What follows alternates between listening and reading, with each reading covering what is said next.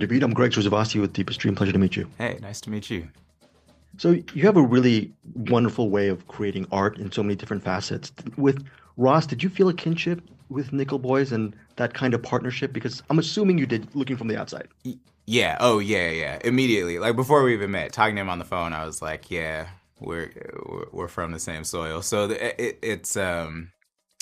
yeah, I just love how he thinks, and how he was going about shooting the film, and how there was so much experimentation and so much belief that it was gonna work out, and really like a ton of trust in the actors too, um, to just sort of get to lead with the technical, but be like, your performance is your performance. I'm not gonna mess with it that much. I'm just trying to capture it, you know.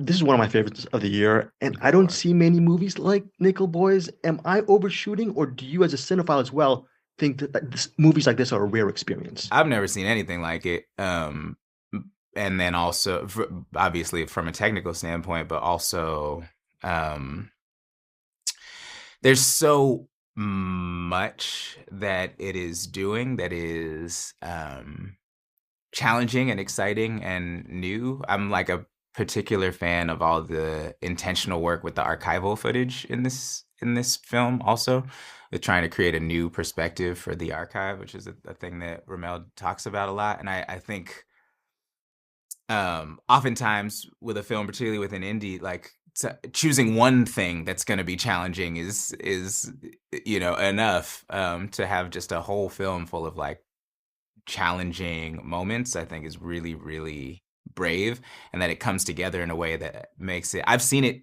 3 times now, and I love it more every time, which is wild. It's not an easy film, but it is also one that makes you really want to come back to it again. At least it does for me. On that note, you described this movie as brilliant, beautiful, and necessary. Is it kind of cool that movie fans will watch this film and then, if they haven't already, go back to the source material and read the book because this is an overall immersive experience? Is that how you see it as well? Yeah, I think it's rare for an adaptation of a novel to sort of create a kind of feedback loop with the novel, right? To be telling the same story, but in a different enough way that it does sort of encourage the reading of the novel. And I think this one really does that.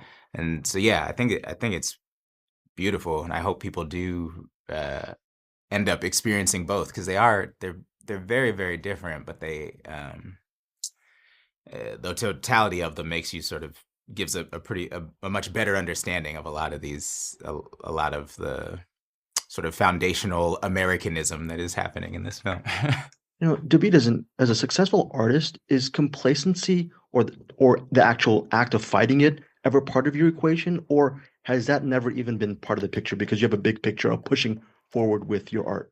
Oh, thank you. Yeah,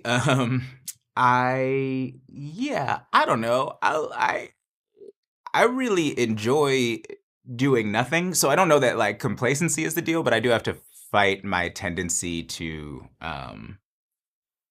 not I think I'm very fortunate that I've been an artist long enough, and in enough different ways, that I don't need a job to make me feel like an artist. And that's kind of like a double-edged sword, because I have a 1-year-old now, and what I really want to do is hang out with him all the time. And so sometimes it's hard for me to realize I also have to work still.